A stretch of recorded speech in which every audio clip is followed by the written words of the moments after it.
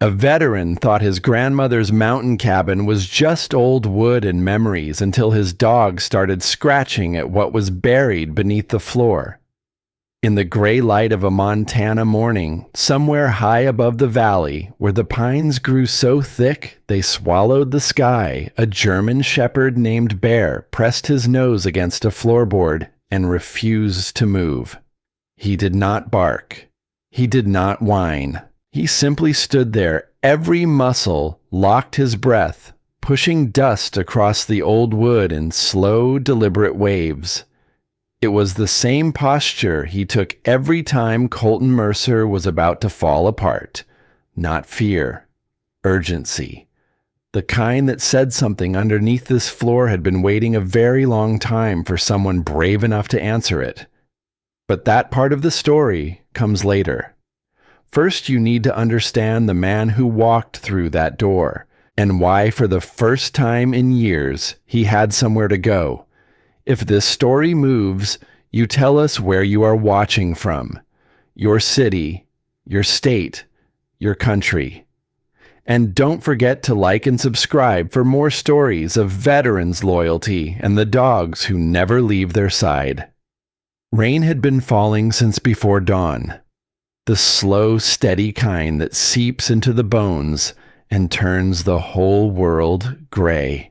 Colton Mercer sat in a worn armchair near the window of his small apartment in Cedar Ridge, Montana, watching the water trace lines down the glass, like something trying to write a message it could never finish. The faint smell of coffee and gun oil hung in the air. Two scents that had followed him through every chapter of his life, from boot camp to Kabul, to this quiet room where nobody called and nobody knocked. He was 52 years old. His hair had gone silver at the temples, and the lines around his eyes told the story of a man who had spent too many nights staring into darkness, waiting for something that never announced itself before it came. His right knee ached with a kind of deep, grinding pain that never fully left a souvenir from a rooftop in Helmand Province that had collapsed beneath him 16 years ago. Every step he took was a negotiation between his body and the ground, and most days, the ground won. Bear lay near the front door, head resting on his paws, but his eyes were open. They were always open. Every rumble of thunder made his ears twitch. Every shift in the air made his gaze sharpen. He was 7 years old, a retired military working dog with a scar along his neck where shrapnel had caught him during their second deployment together. The fur had grown back thinner there, a pale line that caught the light when he moved. He had saved Colton's life more than once overseas, and even now, years later, the dog still watched every doorway as though something might come through it without warning. They had been each other's only company for 3 years now. No family, no friends who stayed. Just the two of them in a rented apartment at the edge of a town that had forgotten them both. When the clock struck 8, Colton stood. His knee popped like a dry branch, snapping. He stretched across the room and opened the front door to check the weather. Then he froze. There on the doormat, already speckled with rain, sat a white envelope. No handwritten name, just a typed label that read Mercer Colton J. In the corner, a gold-embossed seal read Garrett and Whitfield Attorneys at Law. Colton frowned. Lawyers did not visit men like him. Men who lived alone, who fixed fences part-time for cash, who never spoke about where they had been or what they had done there. Bear rose silently behind him. His ears went straight up his tail, stiff. He sniffed the damp air and let out a low sound, not quite a growl, but enough to tighten something in Colton's chest. "Easy, boy," Colton murmured, but his voice came out hollow, like a room with no furniture in it. He bent down, picked up the envelope, and stepped back inside. At the kitchen table, he slit it open with his old pocket knife. Inside was a folded document and a short letter. The paper smelled faintly of wood and something sterile, the scent of offices and estates that had been sitting in filing cabinets for years. Dear Mr. Mercer, we regret to inform you of the passing of Ms. Eleanor Mercer. As her sole surviving relative, you have been named beneficiary to her property located in Silver Peak, Montana. Please contact our office to finalize transfer of ownership. Sincerely, Garrett and Whitfield. He read it twice, then a third time. Eleanor Mercer. The name moved through him like a cold wind through an open window. His grandmother. Or at least, that is what his mother had always called her before she died when Colton was 11. He had not seen Eleanor since he was 15. Before boot camp. Before Afghanistan. Before all the noise and fire and silence that had followed him home and never left. He leaned back in the chair, eyes unfocused. Outside, the rain thickened against the glass. Why now? Why her? He had grown up hearing that Eleanor had cut ties with the family and retreated into the mountains after some trouble that nobody ever explained clearly. His mother had once said some stories are not meant to be reopened, and that had been the end of it. No visits, no phone calls, no Christmas cards, just the slow, quiet erasure of a woman from the family record as though she had never existed at all. Bear nudged his hand with a wet nose. Colton looked down. The dog's brown eyes were calm but watchful, studying him the way he always did when something in the room had shifted. "What do you think, buddy?" Colton whispered. "A cabin in the mountains. Sounds better than this box." Bear gave a faint whine and looked toward the door. For a moment, Colton thought he heard something outside. A car engine distant fading. But when he checked, there was only rain and the empty street. That night, he did not sleep. The letter lay on the counter beside his old dog tags and the small bronze medal he kept in the back of a drawer. Sometime after midnight, he poured himself cold coffee, and looked at the map pinned to his wall. Cedar Ridge sat in the valley. Silver Peak lay to the north high above the tree line, a name he had not spoken aloud in decades. Bear followed his gaze, tail brushing lightly against the floor.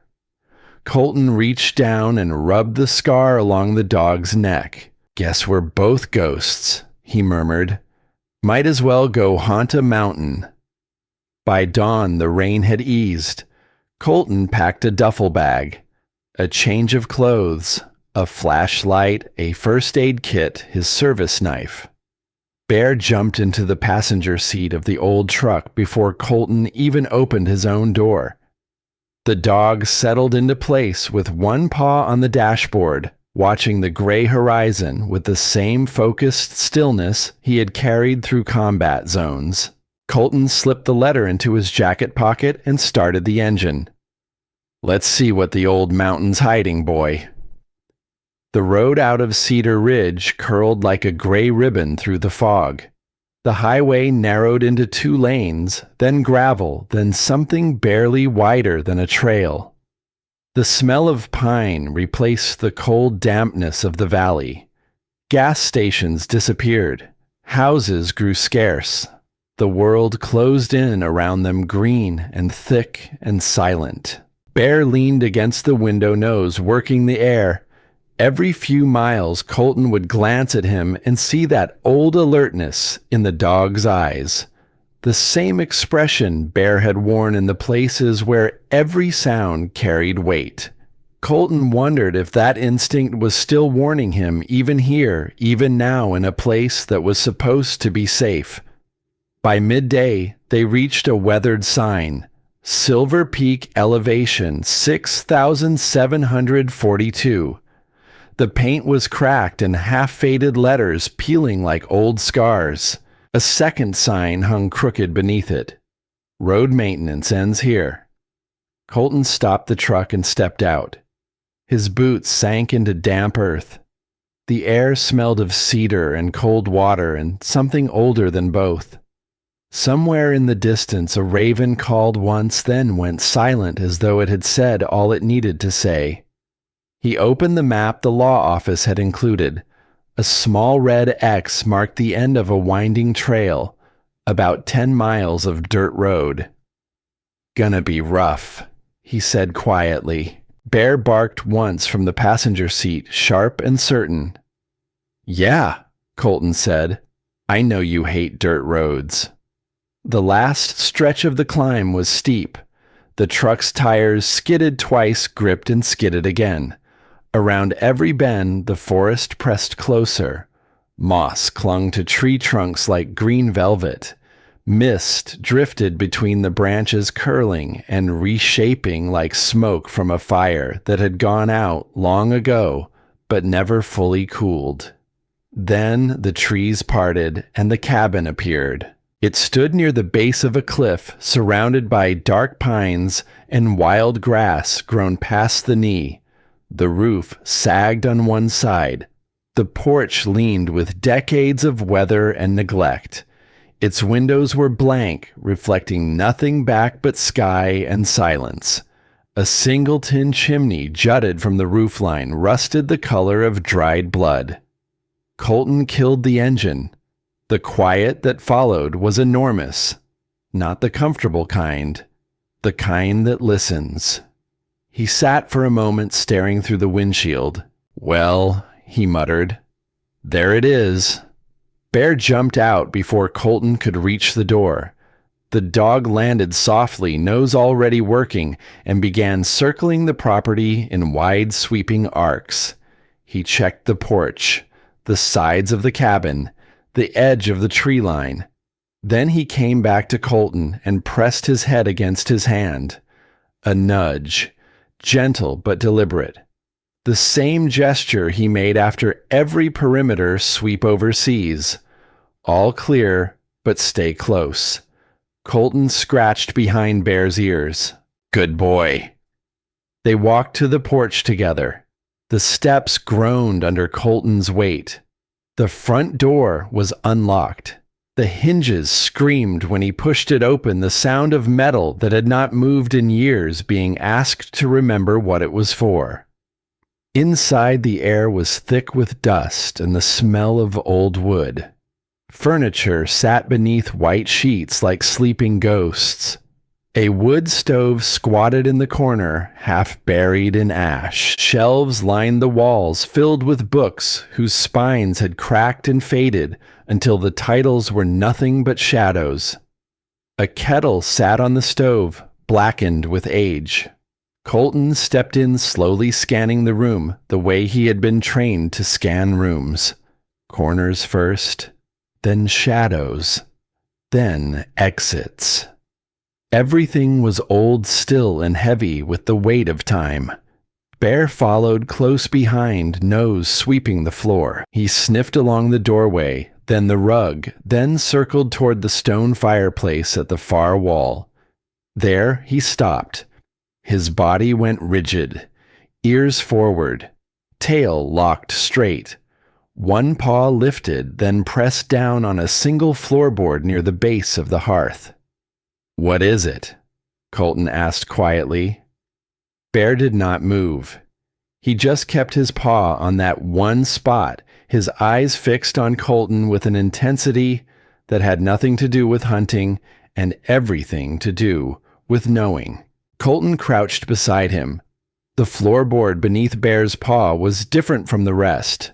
Darker, smoother at the edges, as if someone had pulled it up and set it back down more than once over many years. He tapped it with his knuckle. The sound that came back was hollow.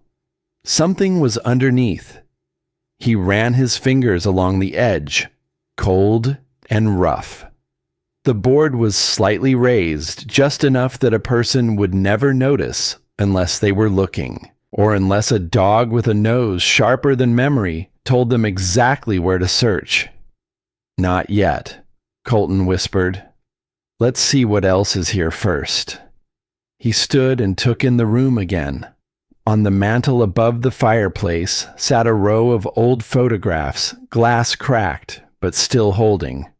One caught his eye immediately. A young woman in an army uniform stood before a plain government building, smiling faintly. The name stitched above her pocket was barely readable, but Colton knew what it said. E. Mercer. He lifted the photograph carefully. The glass was cold in his hands. He traced the outline of her face with his thumb and felt the faint tremor that always came when his past reached forward to touch the present. "You really were in it," he murmured. "All those years, and nobody told me a thing." That night, Colton did not sleep in the bed upstairs. He dragged a blanket to the chair near the fireplace and sat watching the last light drain from the windows. Bear lay beside the hearth, his head resting over that single different floorboard, as though guarding whatever lay beneath it. The forest outside made sounds that Colton could not name, not threatening, not welcoming, just present. The kind of sounds a place makes when it has been alone for a very long time and suddenly is not. Sometime after midnight, he finally closed his eyes. He dreamed of a woman's voice, soft, far away, saying something he could almost hear but never quite catch. When he woke, Bear was standing at the window, ears flat, growling low in his chest. Colton sat up slowly. Through the glass, he could see nothing but trees and darkness. But the hair on Bear's back was raised, and the dog's focus was absolute. "You hear something?" Bear did not look at him. His eyes stayed fixed on the dark outside. Colton reached for the flashlight on the table and moved to the window. Nothing. Just night and forest and the faint sound of wind through branches. Then far down the slope, he saw it. A brief flash of light. Headlights maybe flickering once through the trees and then vanishing. He waited 5 minutes. 10. The light did not return. "Probably nothing," he said quietly. But Bear stayed at the window for the rest of the night, and Colton did not argue with him. Morning came gray and cold. Mist hung in the clearing like a curtain, and the first thing Colton heard when he opened his eyes was birdsong, tentative and thin, as if the forest was testing whether it was safe to speak. He built a fire in the old stove. The wood he found stacked behind the cabin was dry enough to catch, and soon the smell of burning pine filled the room, mixing with the dust and the cold, and turning the air into something almost warm. He set water to boil in the blackened kettle and sat at the table with his thermos of instant coffee, waiting for the cabin to decide what it thought of him. Bear paced near the door, ears twitching. He wanted out. Colton opened the door, and the dog bounded into the clearing, nose to the ground, circling the property the way he did every morning. Check the perimeter. Identify changes. Report back. Colton leaned against the door frame, watching him. For a moment, the scene was almost peaceful. The mountains rising behind the cabin, the mist burning off in patches, the sound of water somewhere nearby a creek or a spring feeding down from the ridge. Then Bear stopped. Not the casual pause of a dog finding an interesting scent. A full stop. Every muscle locked. His head turned toward the trail that led down to the road, and his tail went stiff. Colton straightened. His hand moved instinctively to his hip where his sidearm would have been 10 years ago. It found nothing but the fabric of his jacket. "What is it, boy?" Bear did not move. He stood like a statue carved from attention itself, staring down the trail. And then Colton heard it. Footsteps, light but deliberate, coming up the path from the road below. A figure appeared through the mist. A woman, small, silver-haired, wrapped in a heavy wool coat that looked like it had survived more winters than most people. She carried a tin box in both hands, the kind you might use to store cookies or bread. Her steps were careful on the uneven ground, and she moved with the particular steadiness of someone who had walked this trail many times before. Bear reacted before Colton could speak. The dog moved toward the woman, not aggressively, not even quickly. He simply walked to her, lowered his head, and sat down at her feet. Then he leaned his body against her leg, gently the way he did when he sensed someone carrying something heavier than what their arms could hold. The woman stopped. She looked down at Bear. Her eyes, pale blue and red-rimmed, went wide. Her free hand, the one not holding the tin, trembled as she reached down and touched the top of his head. "Oh," she said softly. Just that one sound, like a door opening after years of being locked. Then she looked up and saw Colton on the porch. "I saw the smoke from the chimney," she said. Her voice was steady, but only barely. "Eleanor has not had a fire going since last winter. When I saw the smoke for just a moment, I thought maybe somehow she had come back." Colton came down the steps slowly, his knee protesting each one. "I am Colton Mercer," he said. "Eleanor was my grandmother." The woman's face changed. Something moved behind her eyes, a recognition that went deeper than names. She repeated. Colton nodded. "She passed. Last winter, from what the lawyer said. It took them almost a year to find me." The woman stood very still. Then she pressed her lips together and her chin dipped, and the hand resting on Bear's head began to shake. Not a dramatic trembling, the quiet kind. The kind that comes when the body finally admits what the mind has been holding at bay. "My name is Ruth Bellamy," she said. "I have been Eleanor's neighbor for 20 years. I live in the small cabin half a mile down the western ridge." She held up the tin. "I brought these, oatmeal cookies. I make them every Tuesday and bring them over. Eleanor always said they were too sweet, but she ate everyone." Her voice cracked on the last word. She closed her eyes for a moment, and when she opened them, tears ran down both cheeks without a sound. Bear pressed closer against her leg. His tail did not wag. He simply stayed solid and warm, his breath slow and even against her knee. Ruth looked down at the dog and whispered something Colton almost did not catch. "I have not had anyone sit beside me like this in a very long time." Colton did not speak. He understood in a way that did not need words that this woman had been grieving alone in a cabin half a mile away, carrying a loss she had never been able to share with anyone because the person she lost had already been invisible to the rest of the world. He gestured toward the porch. "Would you like to sit down?" Ruth nodded slowly and followed him up the steps. She lowered herself into the old rocking chair near the door, the tin of cookies in her lap, and for a while she just looked out at the mountains. Bear stayed at her feet, chin resting on her boot. "She never talked about family," Ruth said finally. "Not once in 20 years. I asked her early on whether she had anyone. She said she had everyone she needed right here on this mountain. I did not push. You learn not to push people who have chosen to be alone." Colton sat on the top step, his back against the porch post. "But she kept a notebook," Ruth continued. "Leather bound.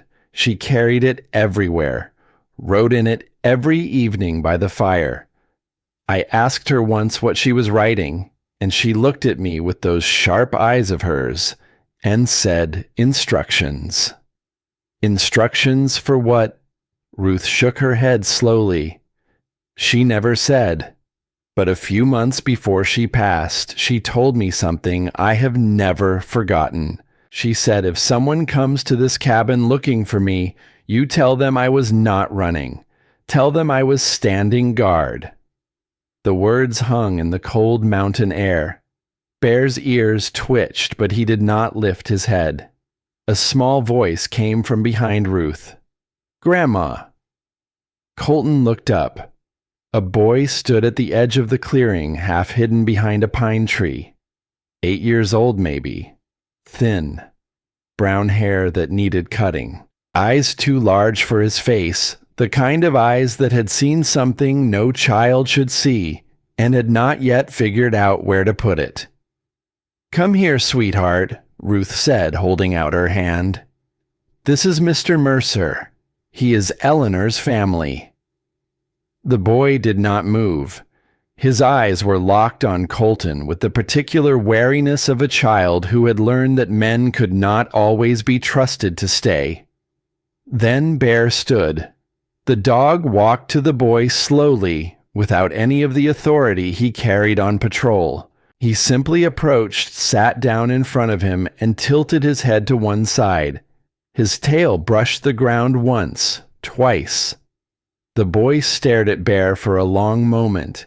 Then carefully, as if touching something that might disappear, he reached out and placed his small hand on the dog's nose. Bear held perfectly still. The boy smiled. It was small and brief, but it was real. "His name is Bear," Colton said quietly. "I am Nolan," the boy said. He did not look up from the dog. Ruth's voice softened. "Nolan is my grandson. His father was in the service. He passed last year." She did not say how. She did not need to. Colton recognized the shape of that silence. He had heard it in VA waiting rooms and at memorial services, and in the voices of people who had stopped asking why and started asking how much longer. Nolan sat down in the dirt beside Bear and leaned against the dog's side. Bear adjusted his weight to hold the boy steady. It was a small thing, barely visible, but Colton saw it clearly. The dog knew exactly what he was doing. Colton looked at Ruth. Ruth looked at her grandson. And in that quiet moment on the porch of a forgotten cabin, something shifted. Not loudly, not dramatically, but unmistakably. Later that morning, after Ruth and Nolan had gone back to their cabin with a promise to return, Colton went to the floorboard. He knelt beside the fireplace with his utility knife. Bear stood next to him, tail swaying slowly, eyes bright. Colton worked the edge of the blade into the gap and pried. The board came up easier than he expected, the nails already loose, as though someone had opened and closed this hiding place many times over the years. Beneath it lay a shallow cavity lined with oilcloth. Inside sat a metal tin box wrapped in stained paper, sealed with a strip of wax stamped with 2 letters. E.M. Colton lifted it out carefully. The box was heavier than it looked. Bear sniffed it once, then sat back watching. He cracked the seal. Inside, he found a leather-bound notebook, its cover worn smooth from years of handling. Beneath it, a stack of papers, some typed, some handwritten. Government forms stamped with dates from the 1960s. Financial ledgers marked with codes and figures. And a folded map of the county hand drawn with a red X near the top of a ridge labeled Silver Peak Summit. Colton opened the notebook.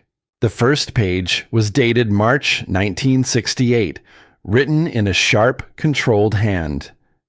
"The mountain is quiet tonight. Too quiet. They came asking questions again. The committee wants more signatures, more silence. But I know what they are doing with the relief funds. The numbers do not add up. I traced the transfers. They go through shell accounts to companies owned by his associates. When I asked questions, I was told to forget it. He turned the page. The money meant for veterans is not reaching them. Billions allocated after the floods, and it is vanishing into pockets that were already full. I have the records. I have the proof. I will not look the other way.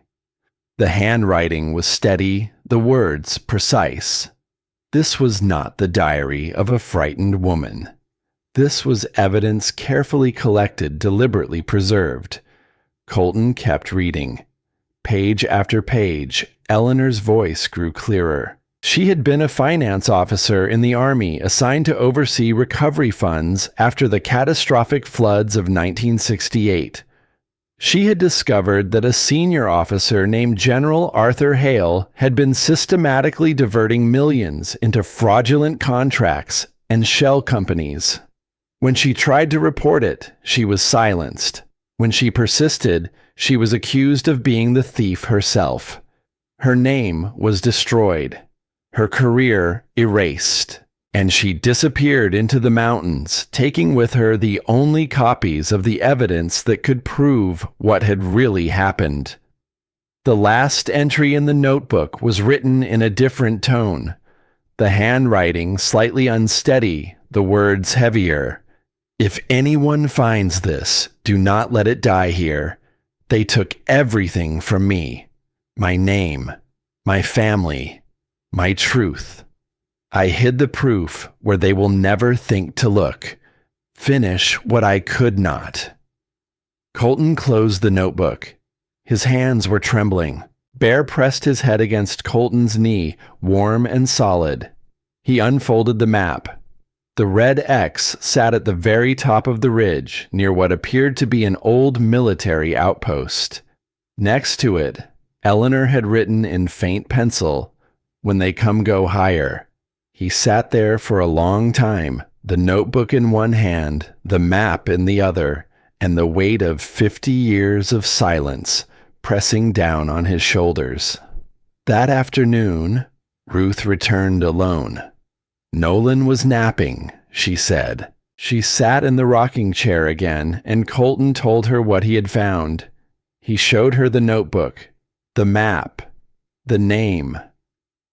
"Hale," he said. Ruth's face went pale.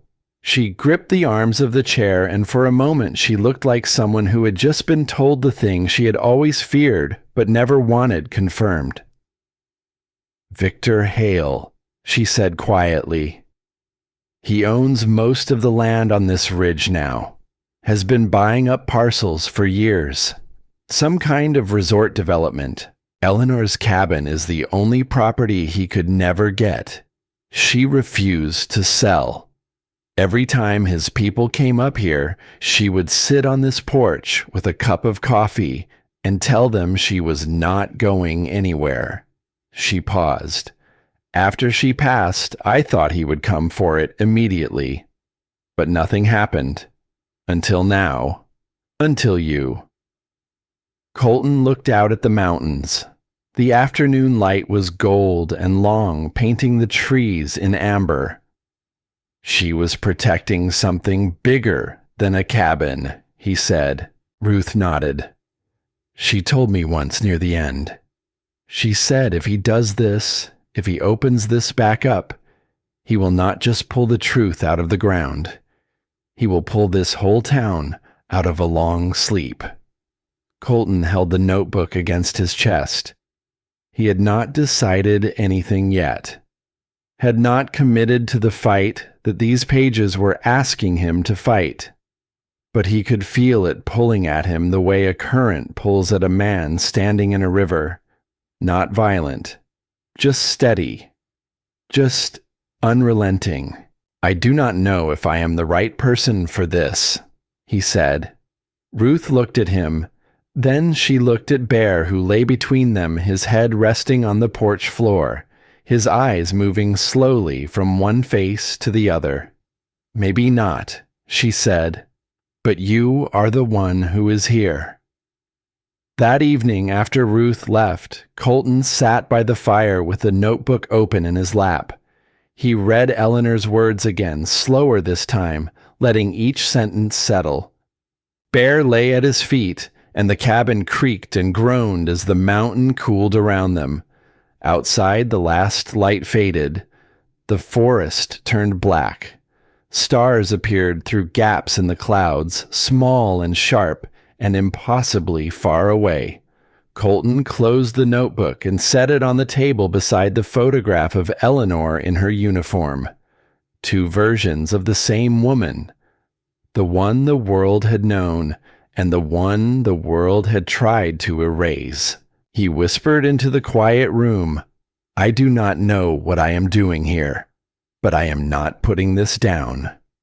Bear's tail thumped once against the floor. The fire popped and settled. The wind moved through the trees. And then, sometime after midnight, Bear lifted his head. A low growl rumbled from deep in his chest. His body went tense, and he stared at the window with the kind of focus that left no room for doubt. Colton rose slowly. He moved to the glass and looked out through a crack in the old shutters. Down the slope, barely visible through the trees, two pale lights hovered in the darkness. Headlights. They stayed for 10 seconds, 20. Then they went dark. An engine idled somewhere below its sound, swallowed by the forest. Then nothing. Just the wind and the night and the smell of cigarette smoke drifting up through the cold mountain air. Someone knew he was here. Someone had been watching the cabin, and whoever they were not finished. Bear pressed against Colton's leg, his warmth steady and sure. Colton rested a hand on the dog's head and stared into the darkness until his eyes ached. "All right," he whispered. "We are not alone up here." The fire crackled behind them. The cabin held its breath, and somewhere below, in the black silence of the valley, the unseen engine started again, pulled slowly away, and disappeared into the fog, leaving behind only tire tracks in the mud, and a question that would not wait until morning.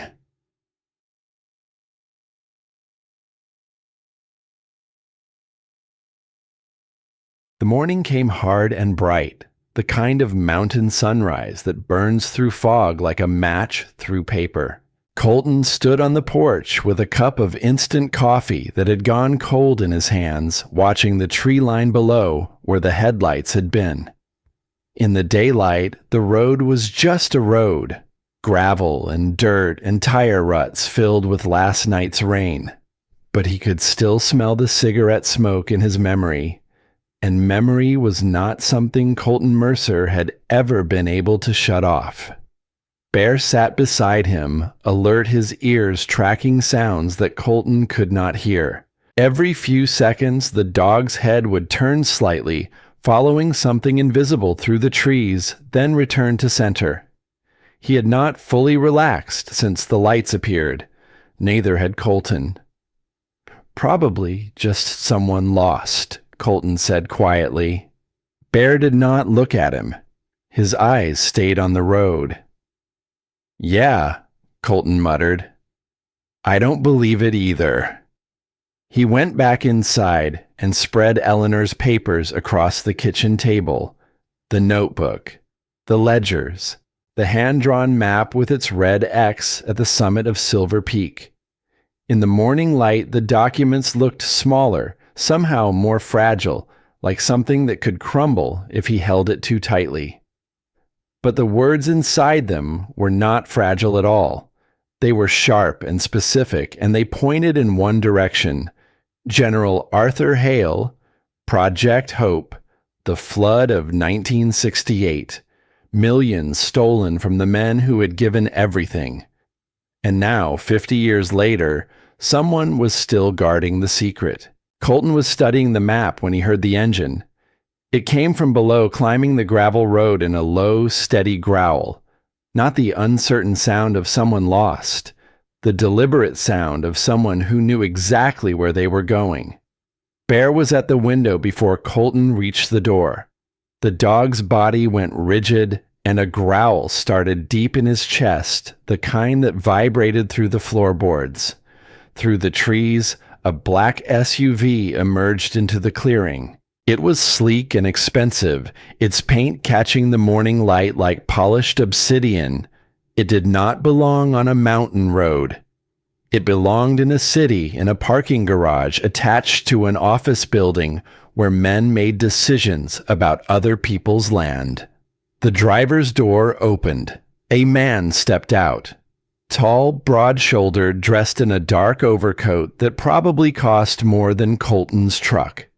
His hair was silver, swept back from a tanned face lined with age but sharp with authority. His eyes were pale blue, the color of winter sky, and they gave away absolutely nothing. He smiled. The kind of smile that arrives before the person wearing it has decided whether to be friendly or dangerous. "Mr. Mercer," the man called out, his voice smooth and practiced, carrying easily across the clearing. "I heard someone finally came up to claim the old place. Thought I would stop by and introduce myself." Colton did not answer. He stood on the porch with his coffee in one hand and the other resting on the railing. Bear positioned himself between Colton and the steps, not blocking just present. A wall of fur and focus. The man walked closer. His boots were polished. They did not belong on gravel. "Name is Victor Hale," he said. "My family has owned most of the land on this ridge for 3 generations. Your grandmother's property is the last private parcel in the middle of our development corridor. Beautiful piece of land. Shame to see it sitting empty." Colton took a sip of cold coffee. "It is not empty anymore." Victor's smile held, but something behind it shifted. A tightening around the eyes. The look of a man who was used to getting what he wanted on the first ask. "Of course," Victor said. "I understand the sentimental attachment. Old cabins, family memories, that sort of thing. But I will be honest with you, Mr. Mercer. Mountain properties are expensive to maintain. Taxes, repairs, weather damage. It adds up fast. I would like to make you a generous offer. Take the burden off your hands." "Not interested." The words came out flat and final, the way Colton had learned to deliver them in rooms where negotiations were not really negotiations. Victor studied him for a moment. Then he glanced at Bear, who had not moved, had not blinked, had not stopped staring at him with the kind of patient intensity that made most people deeply uncomfortable. "Fine animal," Victor said. "Shepherd right military breed." Colton said nothing. Victor adjusted his coat. The smile was thinner now. "Your grandmother was a complicated woman, Mr. Mercer. She had a way of getting involved in things that were not her concern.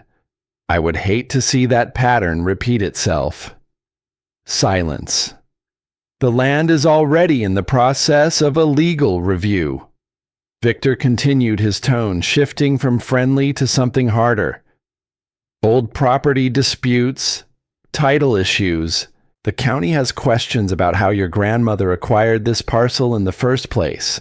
You have about 2 weeks before the review board makes its decision." Colton set his coffee mug on the railing.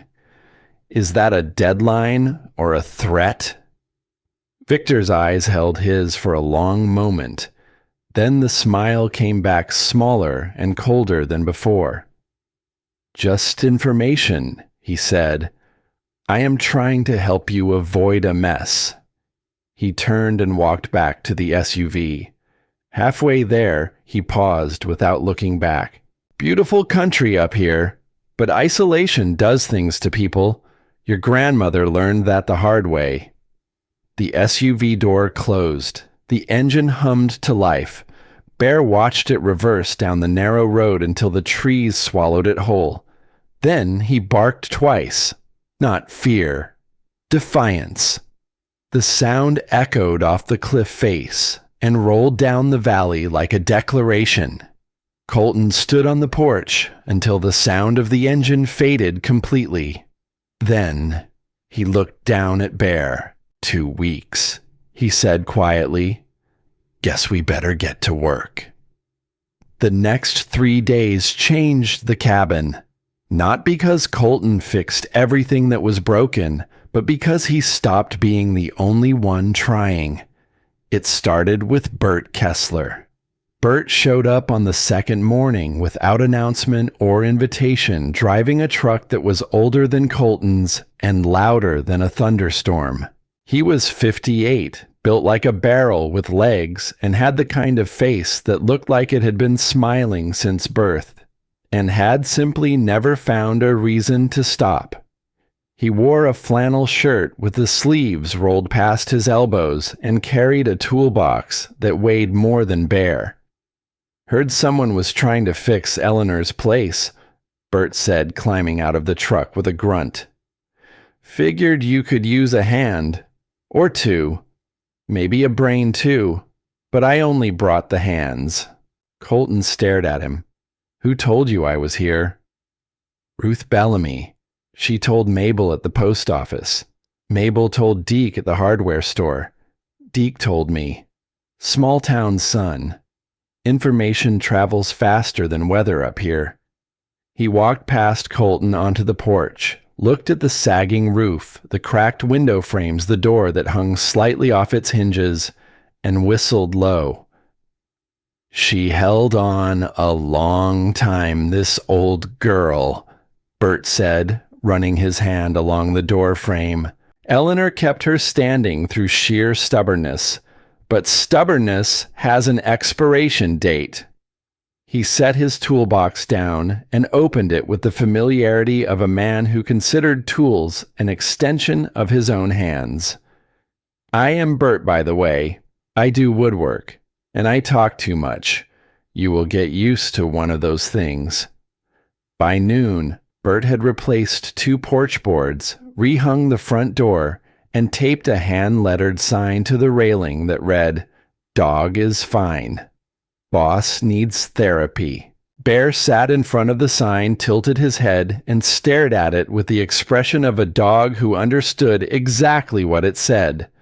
Bert pointed at him. See, he agrees. Colton almost smiled. Almost. The next to arrive was Silas Crane. He came on the 3rd day, walking up the trail on foot. No truck, no tools, no explanation. He was 70 years old, thin as a fence post, with a face that looked like it had been carved from the same granite as the mountain. His hair was white and cut close to his skull. He wore a canvas jacket, faded nearly to gray, and boots that had seen more miles than most cars. He did not introduce himself. He simply nodded at Colton, picked up a hammer that Bert had left on the porch rail, and began pulling rotten boards from the south wall of the cabin.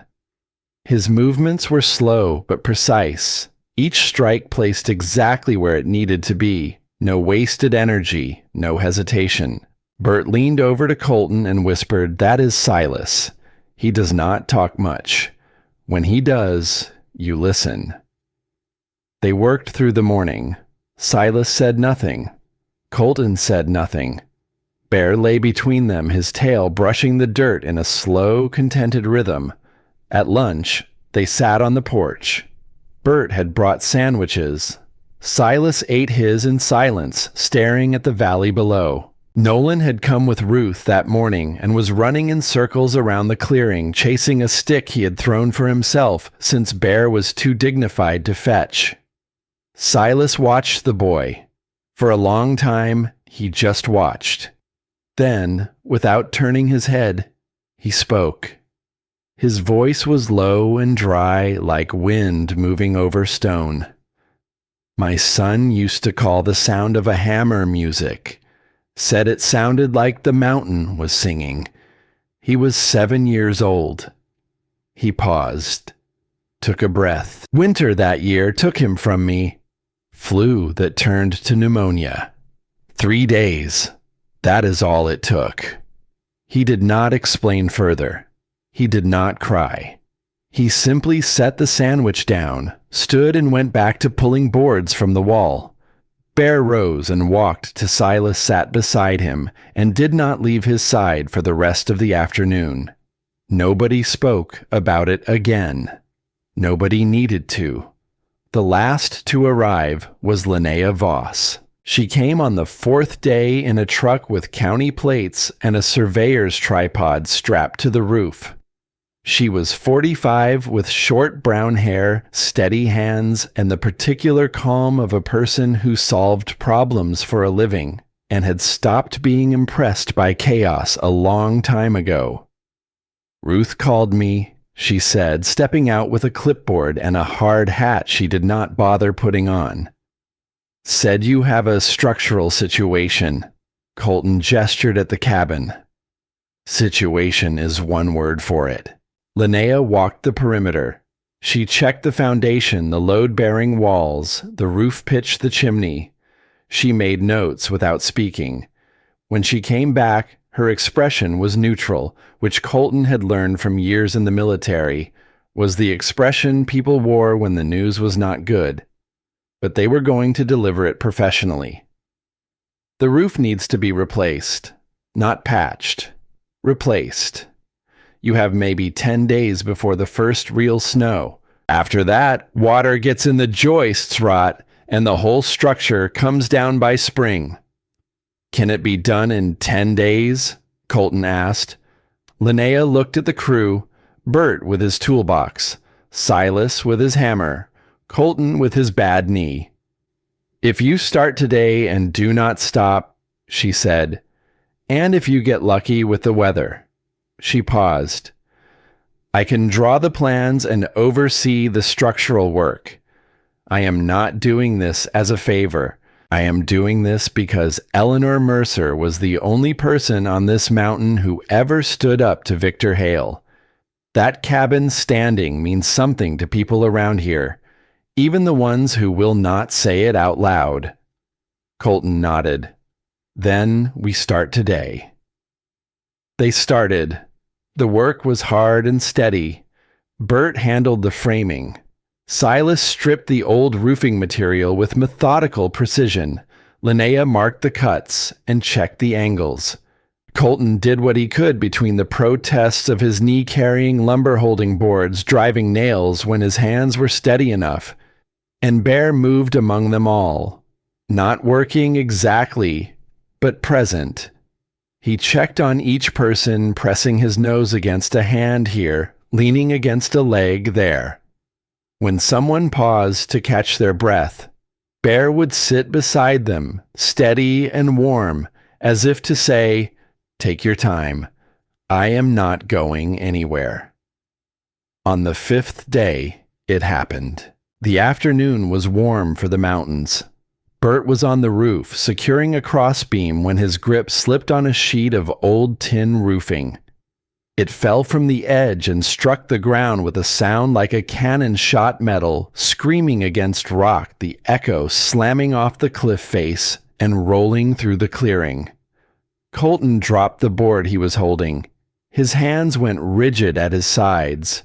His eyes went wide, then empty, staring at something none of them could see.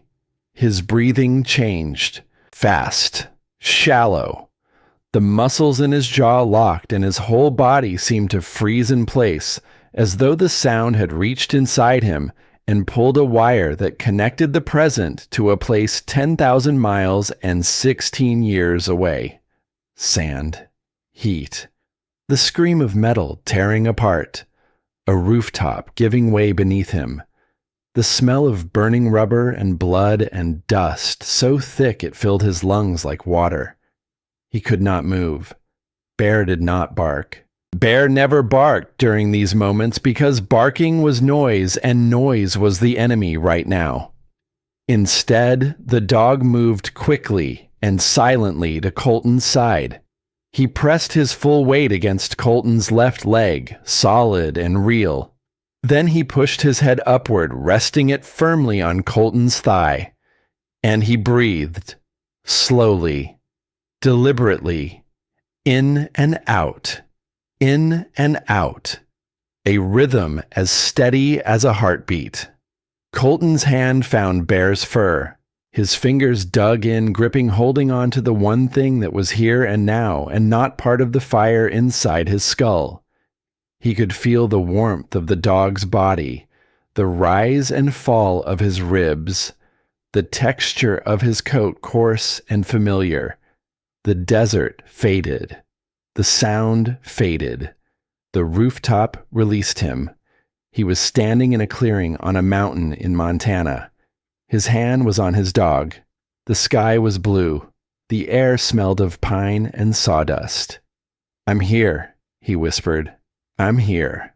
Nobody spoke. Bert stood on the roof with his mouth slightly open, his face stricken.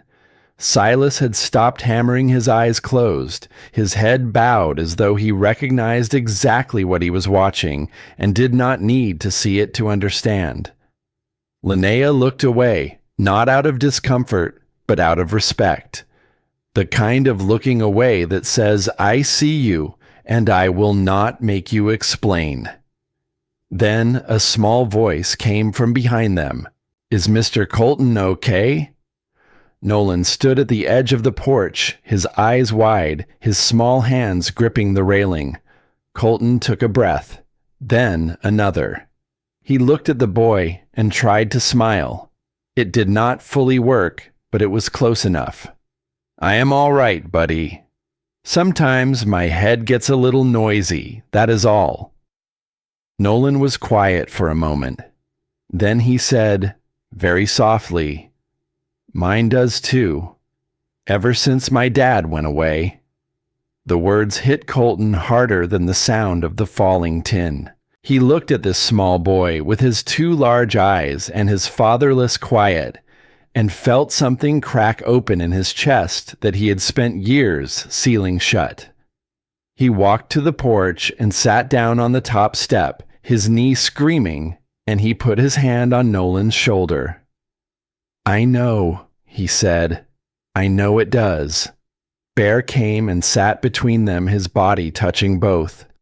The boy, the man, the two of them connected by something neither had asked for, but both carried. They sat like that for a while. Nobody rushed them. Later that same afternoon, while the others took a break, Colton walked the perimeter of the property with Bear. The dog had been restless since the morning, sniffing at the ground near the eastern edge of the clearing where the forest pressed close and the undergrowth grew thick with fern and deadfall. Bear pushed through a tangle of brush, his nose locked to something on the ground. Colton followed, branches catching at his jacket. When Bear stopped, Colton looked down and saw a scatter of old glass half buried in the dirt, the remains of a window shattered long ago and left to be swallowed by the forest floor. Bear stepped forward and yelped. The sound was small but sharp, and it went through Colton like a bullet. The dog lifted his right front paw, and Colton saw it immediately. A shard of glass had caught in the pad, a thin crescent of old window pane pressed into the soft tissue between his toes. Blood welled around the edges, bright red against the dark fur. "No, no, no," Colton said, dropping to his knees. Let me see, boy." Bear held his paw out, his eyes steady, trusting. He did not whimper again. He simply waited the way he always waited, with a patience that made Colton feel like the weaker of the two. Colton pulled the glass free with careful fingers. The cut was small, a surface wound, nothing deep. But his hands were shaking. His breath came faster than it should have. He pressed his thumb against the wound and felt the warm blood pulse against his skin. And suddenly, he was not on a mountain in Montana. He was in a compound in Helmand holding a dog whose neck was torn open by shrapnel, screaming for a medic who could not hear him over the gunfire. "Colton," the voice pulled him back. Linnea stood a few feet away, her tone calm and level. "It is a surface cut," she said.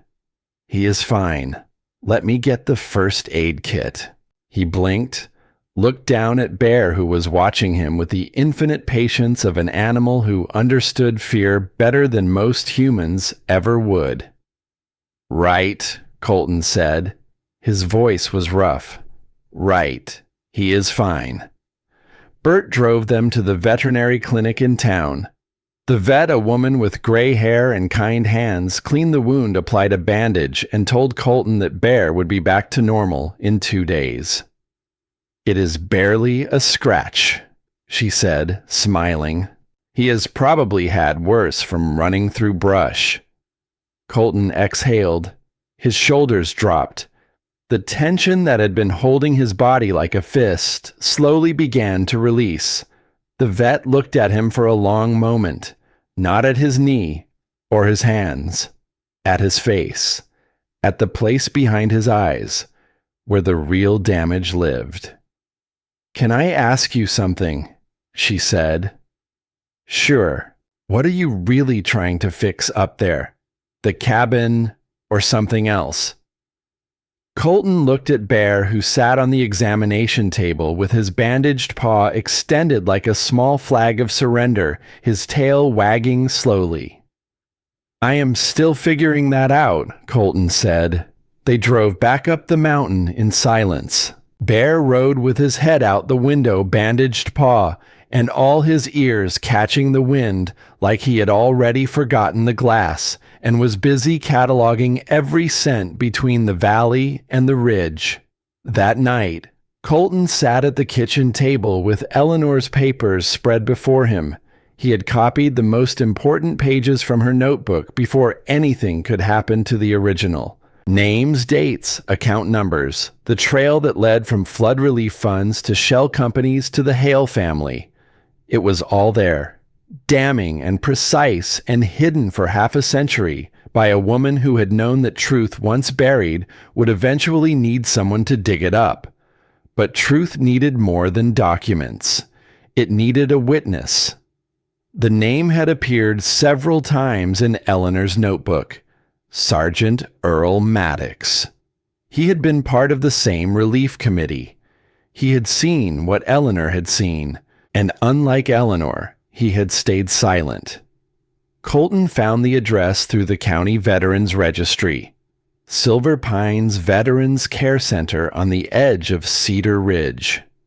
The next morning, he left Bear with Bert and drove down the mountain. The nursing home smelled of disinfectant and cut grass, and the particular quiet that settles over places where time moves slower than everywhere else. A nurse at the front desk greeted him with a cautious smile. "I am looking for a resident," Colton said. "Sergeant Earl Maddox, Army Supply, 1960s. Are you family? No, but we served under the same flag." Something in his voice softened her expression. She pointed down the hall. "Rooms 12B. He does not get many visitors." The door was cracked open.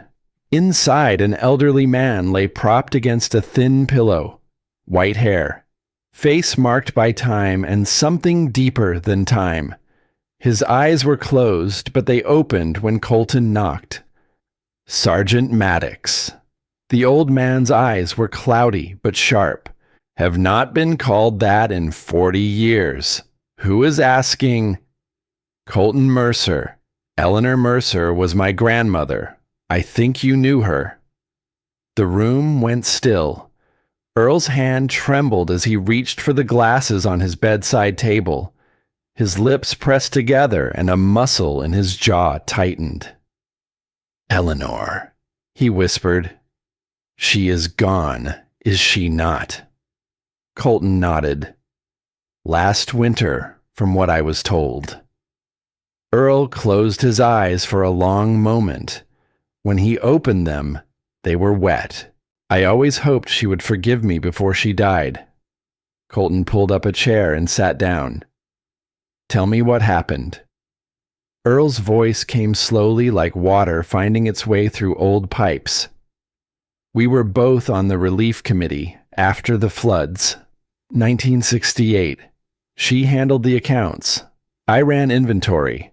Supplies, payroll, all of it. She was the only honest person in that room. He coughed. A dry, painful sound. Hale was running the show. Colonel back then used the chaos to fill his own pockets. Fake contractors, ghost shipments diverted funds. Eleanor found out. She confronted him at a committee meeting, told him she would turn over everything to investigators.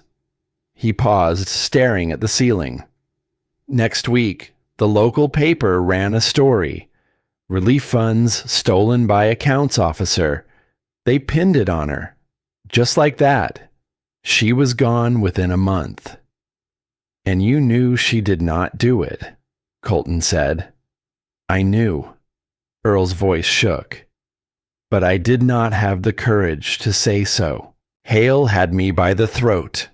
Promised he would strip my pension, destroy my family. I was a coward, Mr. Mercer.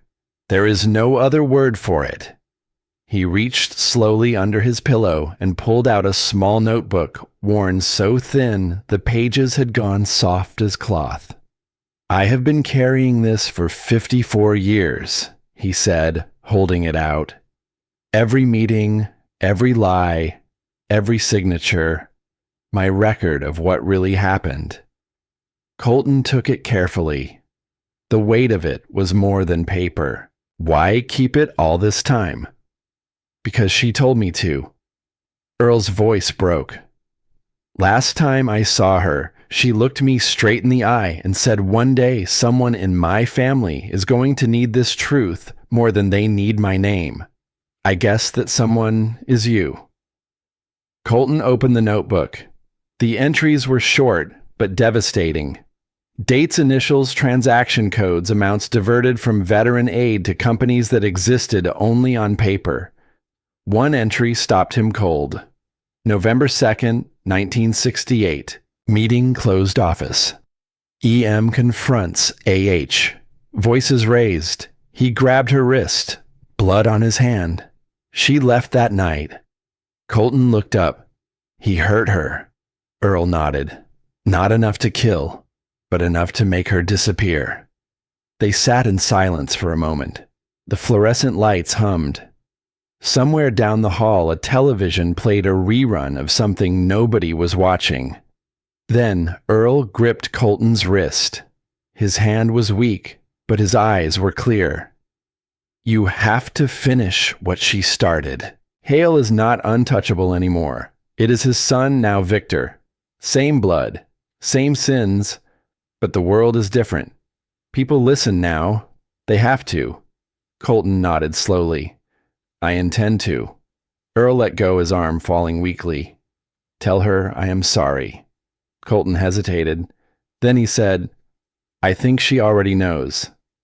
He drove back up the mountain with Earl's notebook on the seat beside him and a weight in his chest that was not lighter, but was somehow more bearable because now it had a shape, a direction, a name. When he reached the cabin, Bert was on the porch with Bear, who was wearing his paw bandage like a badge of honor and allowing Nolan to carefully wrap a second, entirely unnecessary bandage around his other paw. The kid insisted, Bert said, shrugging. Said Bear needed to match. Colton almost laughed.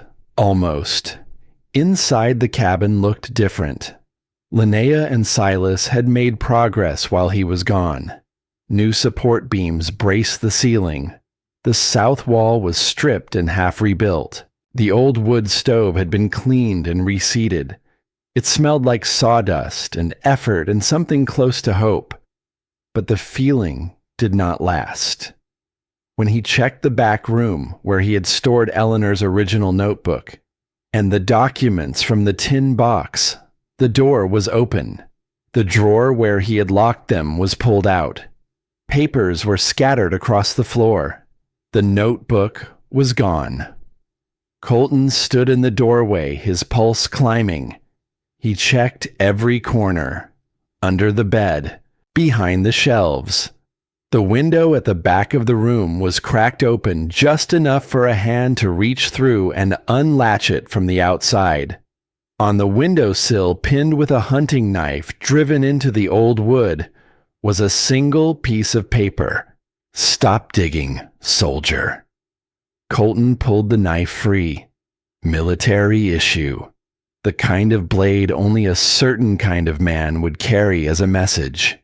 He held it for a long time, feeling the weight of it. Then he set it on the table next to the copies he had made and the photographs he had taken of every page. "You got the original," he said to no one, "but I have the rest." Linnea came in and saw his face. She did not ask what happened. She looked at the open window, the scattered papers, the knife, and said, "How bad?" They took Eleanor's notebook, the original. "What about the copies?" "Still here, and Earl Maddox's records, and the map." Linnea nodded. "Then you still have enough." She paused in the doorway. "Victor filed a motion with the County Review Board yesterday. I checked with a friend at the courthouse. He is using the old fraud charges against Eleanor as grounds to seize the property. Claims the cabin was purchased with stolen funds. She did not steal anything. I know that, but the board does not. Not yet. You have 9 days before the hearing." 9 days. Colton sat at the table after everyone had gone. The cabin was dark, except for the fire. Bear lay at his feet, the bandage on his paw already half chewed off. Outside, the wind had picked up, pushing cold air through the gaps in the walls that had not yet been sealed. He spread the remaining documents across the table: Earl's notebook, the copied pages from Eleanor's journal, the map with its red X, the financial records that traced the money from veteran relief funds to Hale's shell companies. It was enough, maybe, if the right people saw it, if the board cared about a dead woman's word against a living man's money. But Colton could feel the doubt settling in, not the kind that comes from evidence or logic, the deeper kind. The kind that had followed him home from the war and whispered to him on the nights when the darkness was too thick and Bear's breathing was the only sound in the world. "You are not enough. You have never been enough. You could not save the men beside you. You could not hold your own life together. What makes you think you can hold hers?" He closed his eyes. 9 days. A stolen notebook, a powerful man with lawyers and land and a name that people in this town still feared. And on the other side, a broken veteran with a bad knee and a dog and a stack of copied papers. Colton looked at the fire. The flames were low, eating the last of the wood, throwing weak shadows across the walls. He thought about the headlights in the darkness, the knife in the windowsill, the smooth, cold voice of Victor Hale saying your grandmother had a way of getting involved in things that were not her concern. And then the thought came, clear and complete and terrible in its simplicity. Walk away. Leave the papers. Leave the cabin. Leave the truth where it had been for 50 years, buried and silent and somebody else's problem. Drive back to Cedar Ridge, pack the apartment, find another town, another fence to fix, another empty room where the nightmares could visit him in private, and nobody would ever ask him to be anything more than what he was. He stood. Bear lifted his head. Colton crossed the room to where his duffel bag sat near the door. He picked it up, unzipped it, began folding the few clothes he had brought. His hands were steady. His face was blank, the way it always got when he had made a decision and walled off everything that might argue with it. He thought about Ruth on the porch holding her dead friend's cookies. He thought about Nolan wrapping an extra bandage around Bear's healthy paw. He thought about Silas, who had not spoken about his son again, but who came every morning and hammered as if each nail was a word he could not say out loud. He thought about Eleanor alone on this mountain for 30 years, guarding a truth that nobody came to collect. And then he thought, that is exactly what will happen to me. I will guard something nobody wants. I will wait for someone who never comes. And I will die up here with the proof still sealed and the silence still winning.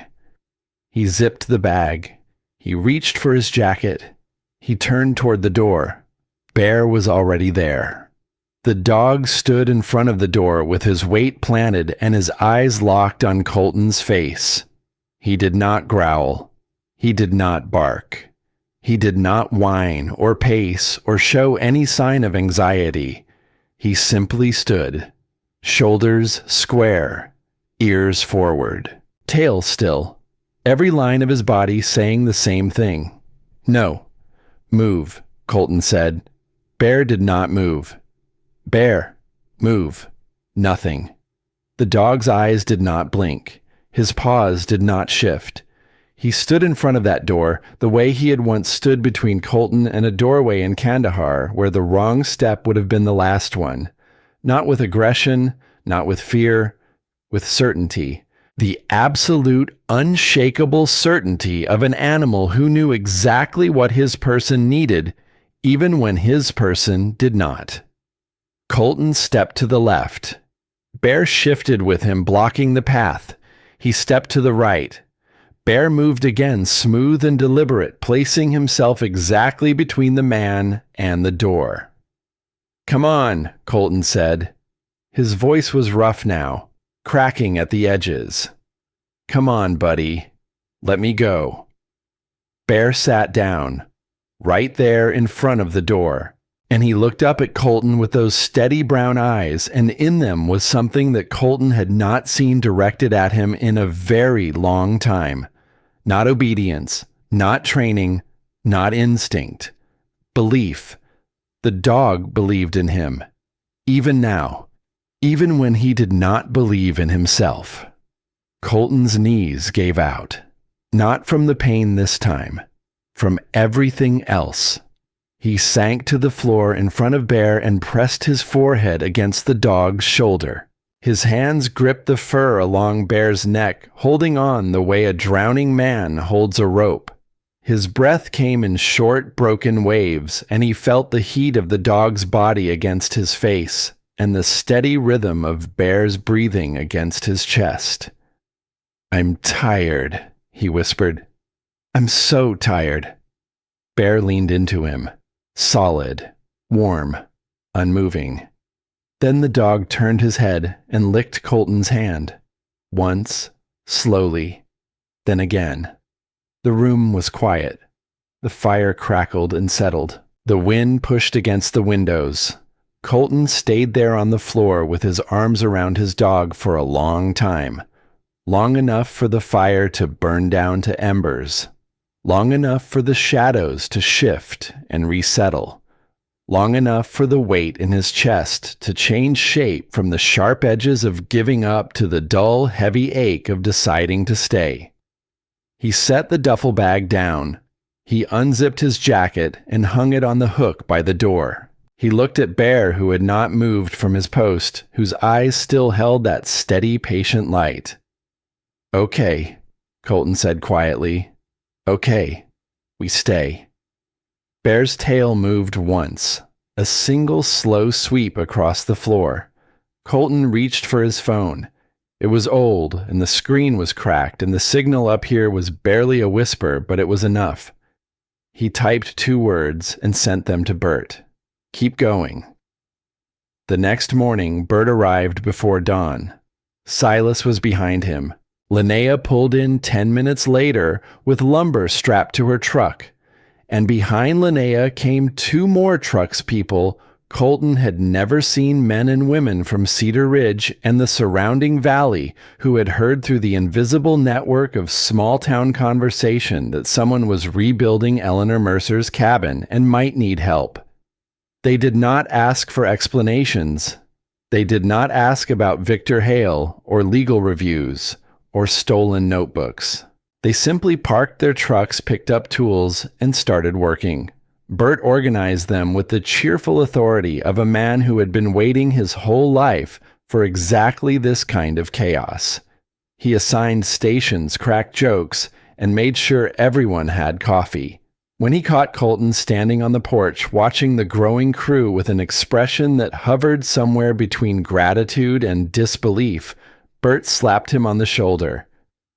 "Do not look so surprised, Mercer. People around here have been waiting a long time for a reason to care about something. You just gave them one." By midday, the roof was half stripped and the new frame was going up. The sound of hammers filled the clearing, a rhythm that rose and fell like breathing. Bear moved through the crowd, checking each person, pressing his nose into hands, leaning against legs, sitting beside anyone who stopped to rest. He had become the unofficial foreman of morale, and nobody seemed to question it. Ruth came in the afternoon. Colton saw her walking up the trail from her cabin, moving slowly, her heavy coat wrapped tight against the mountain air. Nolan walked beside her, holding her hand. She stopped at the edge of the clearing and looked at the cabin, at the new wood rising among the old, at the people moving across the roof and along the walls, at the sound and the motion and the life that now filled a place that had been silent for so long. She walked to the porch, climbed the steps, and placed her hand flat against the new wall that Silas had raised that morning. She closed her eyes. "She would have loved this," Ruth said. Her voice was barely above a whisper. "She would have stood right here and pretended she did not care. But she would have loved every second of it." Then Ruth did something she had not done since Eleanor died. She sat down in the rocking chair on the porch. And she stayed. Not for a few minutes. Not for a polite visit. She sat down and she did not get up. She watched the work. She held Nolan on her lap when he got tired. She accepted a cup of coffee from Bert and a sandwich from one of the women from town. And when the afternoon light turned gold and the hammers finally went quiet, she was still there. Bear walked to her and lay down at her feet, his chin resting on her boot, and he did not move until the sun began to set. Nolan fell asleep against his grandmother's shoulder. Ruth held him with one arm and rested her other hand on Bear's head, and in her face was something Colton recognized. The look of a person who had been carrying grief alone for so long that the weight of it had become invisible even to herself. Until someone sat beside her and she realized how tired she had been. That evening, after everyone had gone, Ruth pulled Colton aside. She reached into her coat pocket and took out a small brass key, old and tarnished, no bigger than her thumb. "Eleanor gave this to me," she said, 3 months before she died. She said I would know when it was time to pass it on. I did not know what it opened. I still do not. But she said it was important. Colton took the key. It was warm from being in Ruth's pocket, and it fit in his palm like something that had always been meant to rest there. "I think she was waiting for you," Ruth said quietly. "I think she always was." Colton closed his fingers around the key and nodded. He did not trust his voice. Ruth touched his arm briefly, then turned and walked down the trail toward her cabin with Nolan asleep on her hip. Bear watched them go, his tail moving in a slow, gentle arc. Colton went inside. The cabin was warm from the new stove, and the smell of fresh wood mixed with the old sense of dust and memory. He sat at the table where Eleanor's papers were spread, the key resting beside them, and he stared at the map with its red X on the summit of Silver Peak. Eleanor had hidden the most important evidence up there, in a place she called Higher Than Flame. And somewhere in that hidden place was a lock that this key would open. But first, there was something else. He had been avoiding the back corner of the cabin since the first day. A section of floor near the cellar hatch that Bear had sniffed at more than once, but that Colton had dismissed as residual scent from the first tin box. Now, with the house quiet and the fire low, he knelt down and pulled back the old rug. The floor beneath was different here too. Not just one board, but a small section, maybe 2 feet square, where the wood was newer and the nails were set differently. He pried the boards up with his knife. Beneath them was a second cavity, deeper than the first, lined with tar paper and sealed against moisture. Inside sat another metal box, slightly larger than the one he had found before. Heavier. Bear was beside him instantly. The dog sniffed the box once, then sat back and watched with his head tilted, his ears forward, his whole body tense with attention. Colton cut the wax seal. The letters on the stamp were EM. Inside, he found a stack of envelopes bound with twine, old photographs, a few pieces of jewelry that looked like they had not been worn in decades, and one envelope separate from the rest, placed on top of everything else. On the front, in handwriting that he recognized from the notebook, was written, "For Colton." His hands went still. He picked up the envelope. It was light, just a single folded page inside. The paper was yellowed, the ink faded, but the words were legible. And as he read them, the cabin around him seemed to fall away, and the fire dimmed, and the wind outside went silent, until there was nothing left in the world but these words and the sound of his own heartbeat. "My son, if this letter reaches you, it means you have found what I hid, and the truth I carried alone. I could not be your mother in the open. They would have found you, and I would have lost you twice. So I became someone else, a grandmother instead of a mother, a name safer than love. But I watched you from afar when I could. You had your father's stubbornness and my silence. There are things that blood remembers, even when the mind forgets. If you wish to understand, look not for what I took, but for what I protected. The truth is not buried in gold or in paper. It is in who you are. Forgive me, Eleanor." Colton read the letter twice.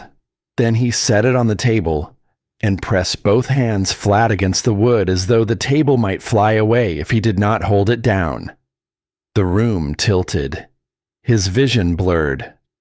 A sound came out of him that he did not recognize, something between a breath and a word that never quite formed. "She was not my grandmother," he said. His voice sounded like it belonged to someone standing very far away. "She was my mother." Bear pressed against his leg. The dog's warmth was the only solid thing in the room. Colton reached down and wrapped his arms around Bear's neck, and for the first time since the story began, he cried. Not the quiet, controlled grief of a man who has learned to keep his pain private. The deep, shaking kind that comes from a place so far down that it has no name. The kind that rewrites everything, every memory, every absence, every question he had carried since childhood about why his family felt like a house with rooms he was never allowed to enter. She had given him up to keep him safe. She had lived alone on this mountain for 30 years, guarding the evidence that could destroy the man who had destroyed her, and she had done it while knowing that her own son was growing up believing she was someone else. She had chosen his safety over her own heart, and she had died without ever telling him. Colton held Bear and let the grief move through him. The fire burned low. The cabin creaked, and somewhere outside the mountain held its silence like a prayer, waiting for the man inside to finish breaking so he could start putting himself back together. When he finally lifted his head, the room was dark, except for the embers. Bear licked his face once, then sat back and looked at him. Patient, steady, ready. Colton wiped his eyes with the back of his hand.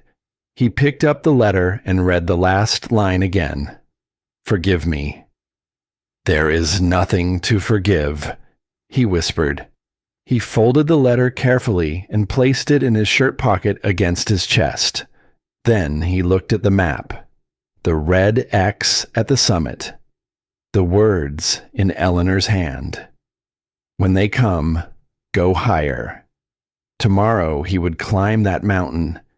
He would find what his mother had hidden, and he would finish what she started. Not for justice, not for the cabin, not even for the town, for her. Bear thumped his tail against the floor. Once, twice. Outside, the stars burned cold and bright above Silver Peak. The wind carried the scent of snow coming down from the north. And in the cabin, the embers glowed like something alive, holding their heat against the darkness, refusing to go out. Colton did not sleep that night. He sat at the table with his mother's letter pressed against his chest and watched the fire die down to ash. The words played over and over in his mind, looping like a song he had always known, but never heard until now. My son, I could not be your mother in the open. Forgive me. He did not need to forgive her. He needed to understand her. And understanding, he was beginning to realize, did not come from reading a letter once or twice. It came from sitting in the place where she had written it, breathing the air she had breathed, feeling the cold that had kept her company. Through all those years, when company was the one thing she could not afford. He picked up the letter again and read the line that had stopped him the first time. You had your father's stubbornness and my silence. He pressed his thumb against the word silence and held it there. She had known him, not from visits or phone calls or birthday cards, but from watching. From the distance she had chosen to protect him. She had traded closeness for safety, and she had paid for that trade every single day for 30 years. Bear lay beside his chair, his chin resting on Colton's boot. The dog's eyes were half closed, but his ears moved with every sound the cabin made. The settling of wood, the whisper of wind through gaps in the walls, the faint tick of the old clock on the mantel that Bert had fixed 3 days ago without being asked. Sometime before dawn, Colton stood. He crossed the room to where Eleanor's photograph hung on the wall. The young woman in uniform, her eyes sharp, her smile faint and knowing. He looked at her face and saw for the first time the thing he had missed every time before. She looked like him. The shape of the jaw, the set of the eyes, the way one corner of the mouth lifted slightly higher than the other, as if smiling was something she did carefully, only when she meant it. He reached up and touched the glass. I am going to finish this, he said, today. Bear's tail thumped once against the floor. When the first gray light came through the windows, Colton packed his bag, the copied documents, Earl's notebook, the brass key Ruth had given him, though its lock had already been opened, water, a flashlight, his service knife. He wore his heaviest jacket because the temperature had dropped overnight, and the air that came through the door when he opened it carried the sharp metallic smell of snow that had not yet fallen but was making up its mind. Bear was outside before him, standing in the clearing with his nose raised, reading the wind the way other creatures read words on a page. His paw had healed. The limp was gone. He turned to look at Colton with an expression that was not impatience, but readiness, the focused stillness of an animal who had been waiting for this walk since the moment they arrived. "One more climb, boy," Colton said. "The last one." The trail started behind the cabin. It was narrow, steep, and old, cut into the mountainside by boots and weather and the slow persistence of water finding its way downhill. Roots crossed it like veins on the back of a hand. Loose stone shifted under every step. The trees pressed close on both sides, their branches interlocking overhead, until the sky became a thin ribbon of gray between the green. Colton's knee announced itself within the first 100 yards. The cold had tightened the joint overnight, and every upward step sent a deep, grinding pulse through the bone that made him catch his breath and pause, and then push forward again.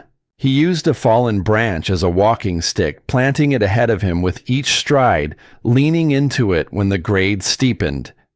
Bear matched his pace. Not ahead, not behind, but beside him, adjusting his speed to the damaged rhythm of Colton's stride, the way he had adjusted to everything else in their years together. Every few minutes, the dog would glance up a quick check eye, scanning Colton's face for signs of the thing that lived behind it.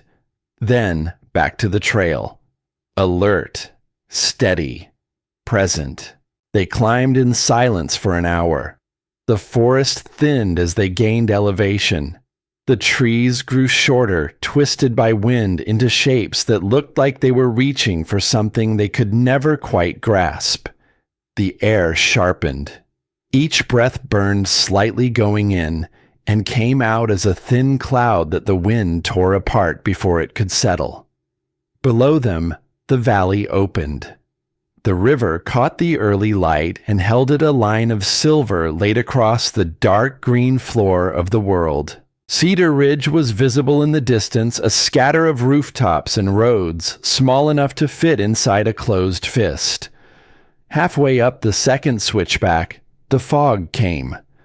It poured over the ridge like water over a ledge, filling the gaps between the trees, erasing the trail ahead and the valley below, until Colton could see no more than 10 feet in any direction. The sound of the forest changed. Everything grew muffled, close pressed down. The world shrank to the circle of ground around his boots, and the shape of his dog beside him, and the sound of his own breathing, which was too fast and too shallow, and beginning to pull at something inside him that he did not want to touch. Then the wind found a crack in the rocks above. It pushed through the gap with a high, thin sound that was not quite a whistle and not quite a scream. It was the sound of air being forced through a narrow space at speed, and it hit a frequency that lived in a part of Colton's brain where training and memory and damage had been compressed into something too dense to separate. The sound was not a sound anymore. It was Helmand. It was metal shearing apart. It was a rooftop giving way beneath his body, and the sky turning sideways, and the smell of dust and copper and burning. He stopped walking. His hands locked around the walking stick. His knuckles went white. His eyes widened and then went flat, focusing on something that was not in front of him, something that existed only in the place where his mind kept the things he could not put down. His chest tightened. Breath came fast and shallow. Not enough air. Too much memory. The fog became smoke. The rocks became rubble. The trail beneath his feet was not a trail anymore. It was the roof of a building in a province he could not pronounce, and the sounds were not wind through stone.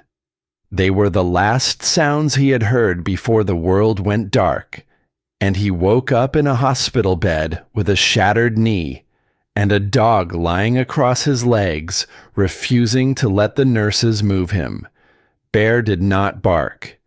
He had learned long ago that silence was the only language that worked in these moments. This time, he did not press against Colton's leg. Instead, he walked 3 steps ahead on the trail, turned around, and sat down directly in Colton's path, blocking the way forward the same way he had once blocked the cabin door. Then he looked up and held Colton's eyes, steady, unblinking, breathing slow and visible, his ribs expanding and contracting in a rhythm that was impossible to ignore. Not a wall this time. A mirror, showing Colton what calm looked like until his body remembered how to make it.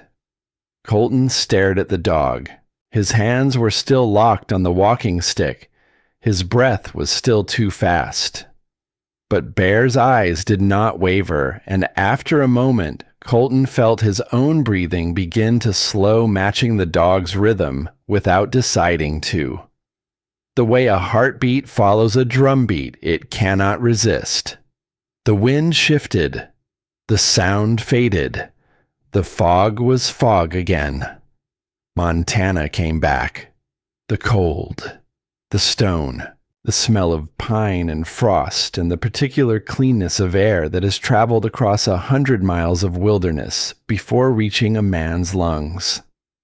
"I know," Colton whispered. His voice shook, but less than last time. "I know where I am." Bear looked up at him, patient, unrushed, ready to stand there for an hour or a day or however long it took for the ground to feel solid again. Colton took a breath, then another. He opened his hands and flexed his fingers, watching the blood return. He straightened his back, adjusted the pack on his shoulders, and looked up the trail where it disappeared into the mist. "Okay," he said. "Keep going." The last quarter mile was the steepest. The trail turned to bare rock cracked and tilted by decades of freeze and thaw. Colton had to use his hands in places, pulling himself up ledges that his knee could not push him over his palms, scraping against cold stone. Bear scrambled beside him, claws clicking his low body built for exactly this kind of terrain. At each ledge, the dog would stop and look back, making sure Colton was still coming, waiting until he saw the man's hand reach the top before moving forward again. Then the ground leveled out. They stepped onto a plateau that opened at the summit of Silver Peak, like a room without walls. The fog was thinner here, shredding apart in the wind, and through the gaps, the entire world was visible. The valley, the river, the town, the highway curving south, mountains in every direction layered in shades of blue and gray, stretching to a horizon that seemed to promise that the world went on much further than any one life could reach. At the far end of the plateau stood the bunker.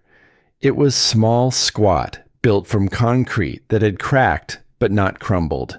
Roots had grown over the walls, and moss had covered the roof, turning the structure into something that looked more like a part of the mountain than something placed on top of it. The U.S. Army emblem was barely visible on the rusted steel door. The lock had corroded to nothing years ago, but the door held. Colton pushed it open with his shoulder. The hinges screamed. The sound echoed off the concrete walls and came back, changed smaller, swallowed by the space inside. The air was stale and metallic. Dust hung in the beam of his flashlight like frozen snow. Filing cabinets lined the back wall, dented and rusted. Papers lay scattered across the floor, chewed by mice and curled by moisture. A table had been overturned. A single chair sat in the corner facing the door as though someone had placed it there specifically to watch the entrance and wait. Colton pictured his mother sitting in that chair, alone, at the top of a mountain, making sure everything was ready for the person who would eventually come. Most of the cabinets were empty, but one in the far corner was different. It was sealed, not with rust, but with a brass padlock tarnished nearly black. Small, old, familiar. Colton reached into his pocket and pulled out the key Ruth had given him. The key Eleanor had entrusted to her only friend. The key that had waited in a coat pocket for years, warm from the body heat of a woman who did not know what it opened but knew it mattered. It fit. The lock turned with a soft click that sounded in the silence of the bunker like the last tumbler of a combination falling into place after 50 years of trying. Colton opened the cabinet, inside arranged with the meticulous precision of someone who understood that order was the only defense against time. Were folders. Dozens of them, each labeled in Eleanor's handwriting, the same sharp, controlled script from her notebook. Financial reports, personnel rosters, military requisitions, transfer authorizations, all stamped with the same project name, Hope. And every document, every page, every authorization at the bottom of every fraudulent transfer bore the same signature, General Arthur Hale. Colton removed the folders one by one and laid them on the overturned table. The story they told was complete and devastating. Money from Congress earmarked for flood relief and veteran rehabilitation had passed through Eleanor's office and been redirected by Hale's orders into shell companies, contractors who never built, suppliers who never delivered. Millions of dollars stolen from the men who had lost everything, taken by a man who already had more than he could spend in 10 lifetimes. Eleanor had tracked every dollar, every forged receipt, every signature. She had built the case the way she had built everything in her life, carefully, quietly, and with the absolute certainty that the truth would matter to someone someday. At the bottom of the cabinet beneath the last folder lay one final document. A certified copy of a birth certificate sealed in a clear plastic sleeve to protect it from the mountain's moisture. Name Colton James Mercer. Date of birth September 14th, 1972. Mother Eleanor Ann Mercer. Father left blank. He held it in both hands. The paper was cool and smooth behind the plastic, and the typed letters were as clear as the day they had been struck. This was the last piece, the one that connected the evidence to the woman and the woman to the man holding it. The proof that Eleanor Mercer had not been some anonymous whistleblower or a disgruntled employee with a grudge. She had been a mother, and everything she had done, every sacrifice, every year of solitude, had been to protect the child whose name was printed on this page. Bear whined softly. Colton looked down. The dog's eyes were fixed on the bunker entrance, his body tense, ears forward. Footsteps on the gravel outside. Victor Hale stepped into the doorway. He wore the same dark overcoat, the same boots that had never touched honest dirt. His silver hair was disordered by the climb, and his face carried a flush that had nothing to do with health and everything to do with exertion and anger poorly concealed. But his eyes were controlled, flat and calculating, giving away nothing except the effort it took to give away nothing. In his hand was a folded document. "I have to admit," Victor said, looking around the bunker with a smile that did not touch any part of his face except his mouth. "She was thorough. My father always said she was the most dangerous kind of person. The kind who actually believed the truth was worth more than comfort." Colton stood still. The folders were spread across the table behind him. The birth certificate was in his hand. "What do you want, Hale?" Victor held up the document. "Emergency court order. Seizure of all materials and assets related to the estate of Eleanor Mercer. Signed this morning by the county judge. Everything in this bunker now belongs to the Hale Family Trust, pending resolution of the original investigation." He stepped forward. His eyes moved to the table. "I will be taking those." Bear moved. The dog did not lunge or snarl or make any of the dramatic gestures that people imagine when they think of a dog protecting its owner.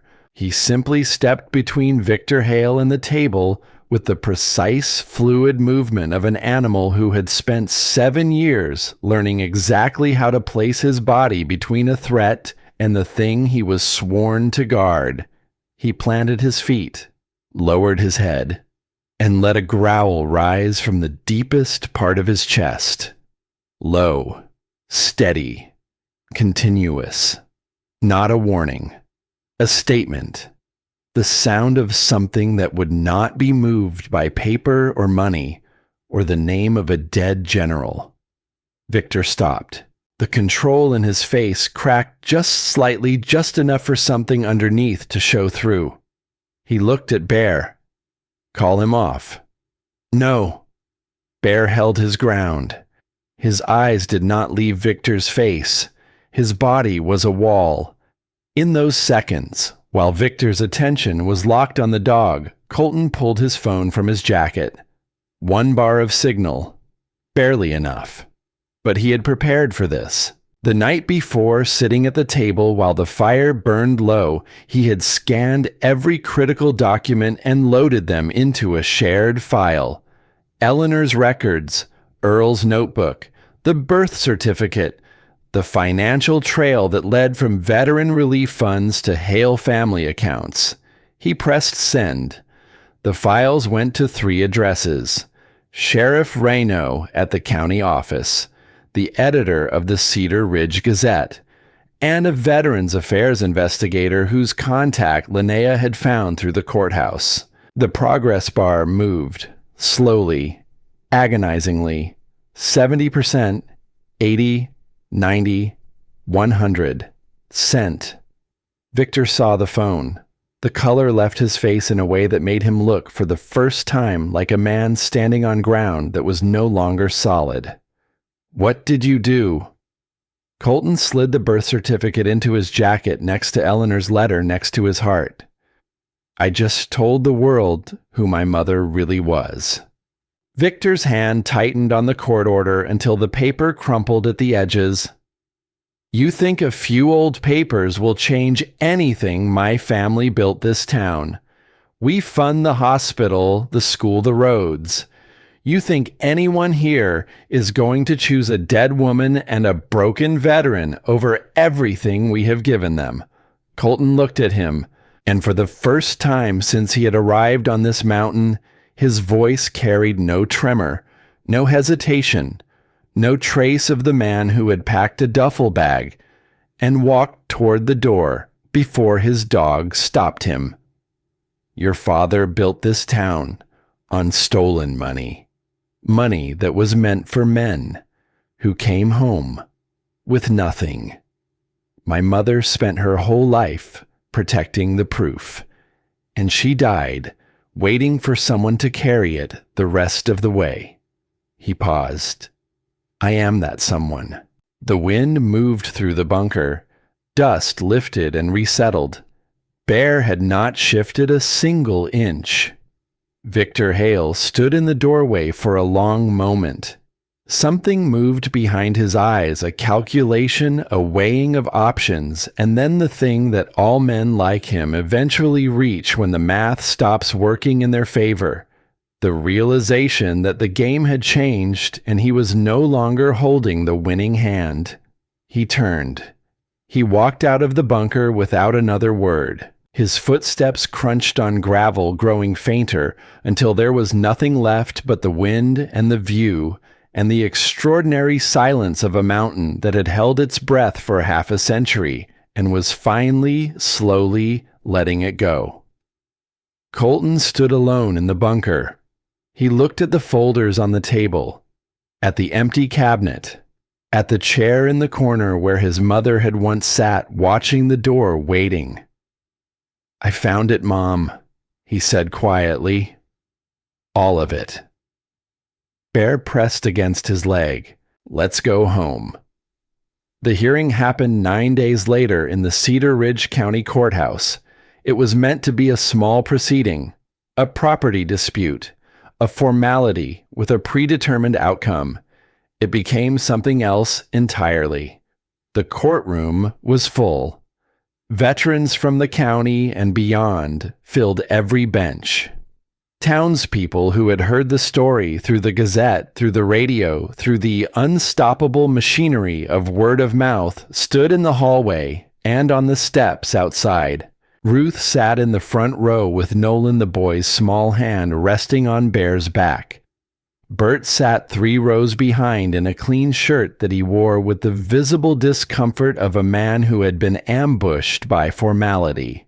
Silas stood against the back wall, arms crossed, face carved from the same stone as the mountain. Linnea sat near the front with a binder of evidence and an expression that said she had been ready for this longer than anyone suspected. And in a wheelchair near the center aisle, brought from the nursing home by a volunteer who refused payment, sat Earl Maddox, 82 years old. Hands shaking, eyes clear as river water. He gave his testimony in a voice that trembled but would not break.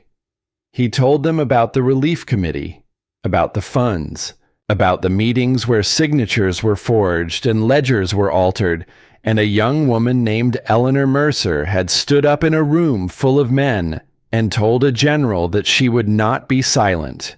He told them what happened next.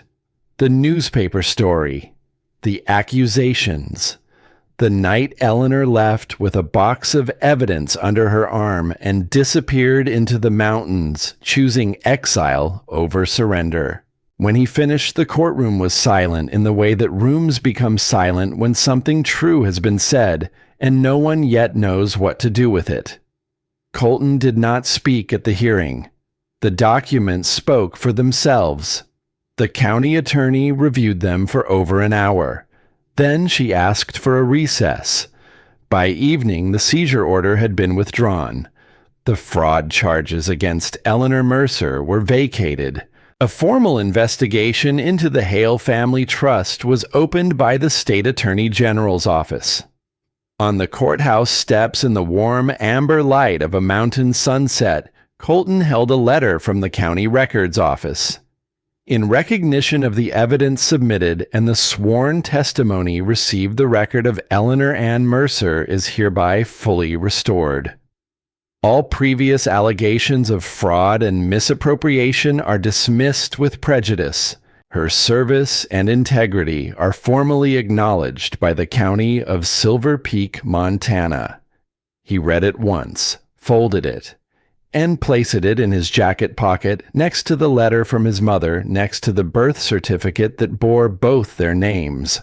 1 month later, they held the dedication. It was a clear morning at the Veterans Memorial in Cedar Ridge, the kind of morning where the sky seems higher than usual and the light comes down clean and gold and touches everything with the gentleness of something that has waited a long time to arrive. A bronze plaque had been mounted on the stone wall beside the names of the county's fallen. Eleanor Ann Mercer, 1932 to 2023. Honored for truth and service to those who served. Colton stood before the crowd. His hands were at his sides. His back was straight. His voice when he spoke was quiet, but it carried. 60 years ago, a woman was accused of stealing from the veterans she had sworn to serve. Her name was taken from every record, every roll of honor. She was erased, made invisible. turned into a story people used to teach their children about the cost of getting involved in things that were not your business. He paused. Her name was Eleanor Mercer. She was my mother. The crowd shifted. Ruth's hand went to her mouth. Nolan looked up at her with wide eyes. Bert stared at his boots. She did not steal anything. She saved the only proof of what was really happening to the money this country set aside for the men and women who had given everything. And when they tried to bury that proof, she buried it deeper, on a mountain, in a locked cabinet, where it waited for 50 years until someone came to carry it the rest of the way. He looked at the plaque, at her name finally cut into something permanent. I do not know if I was the right person for this. I am not sure I am the right person for anything, but I showed up, and my dog would not let me leave. A ripple of something moved through the crowd, not laughter, something warmer than that. I think that is enough, Colton said, showing up and staying. I think that is all any of us can do. He stepped back, and Silas, standing at the edge of the gathering, slowly raised his hand to his forehead in a salute, crisp, precise, carrying the weight of a lifetime spent understanding what it costs to stand for something when standing is the hardest choice. One by one, the veterans in the crowd followed, then the civilians, then the teenagers who had come because their parents brought them and who now stood with their hands raised because they understood perhaps for the first time that honor is not a word from a textbook. It is a woman on a mountain, alone, choosing truth over comfort. Every single day, Bear sat at Colton's feet, head high, ears forward. His tail swept the ground once, slowly, marking the moment. Earl Maddox sat in his wheelchair at the edge of the crowd. His eyes were closed. Tears moved down the lines of his face without being wiped away. His lips shaped two words over and over, silent as a prayer. Forgive me. Colton walked to him, crouched beside the wheelchair, his knee screaming, his hand covering the old man's. She already did, he said. A long time ago. 6 months passed. The seasons turned. Snow came and went and came again, and then spring broke through, melting the drifts into streams that glittered down the slopes like veins of silver in the dark rock. The cabin on Silver Peak stood whole. New cedar shingles on the roof, cut and laid by hands that had come to help and found reasons to stay. Walls rebuilt with timber from the same ridge.